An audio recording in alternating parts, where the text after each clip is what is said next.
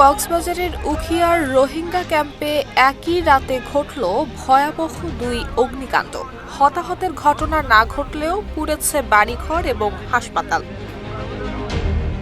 ২৫ December রাত ১০টায় কুতুপালং নিবন্ধিত রোহিঙ্গা ক্যাম্পের বি ব্লকে অগ্নিকাণ্ডের ঘটনায় পুড়ে যায় ৫টি ঘর।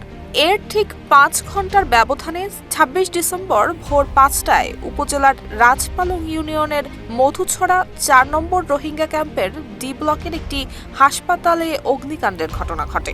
ওবার্ট হেলথ পোস্ট নামে ওই হাসপাতাল থেকে বিনামূল্যে চিকিৎসা পেতেন রোহিঙ্গারা। RICL TMX, যুগের পর যুগ স্থাপনা থাকে মজবুত। আগুনে সম্পূর্ণই ক্ষতিগ্রস্ত হয়েছে হাসপাতালটি, পুড়ে গেছে মূল্যবান সব চিকিৎসা সামগ্রী। ধারণা করা হচ্ছে অগ্নিকাণ্ডে আনুমানিক ক্ষয়ক্ষতির পরিমাণ ছাড়িয়ে যেতে পারে কোটি টাকা। শীতের মৌসুমে আকস্মিকভাবে ঘটা এমন অগ্নিকাণ্ডের ঘটনায় রোহিঙ্গা ক্যাম্প জুড়ে বিরাজ করছে আতঙ্ক। নুসরাত জাহান মেহেক, ঢাকা পোস্ট।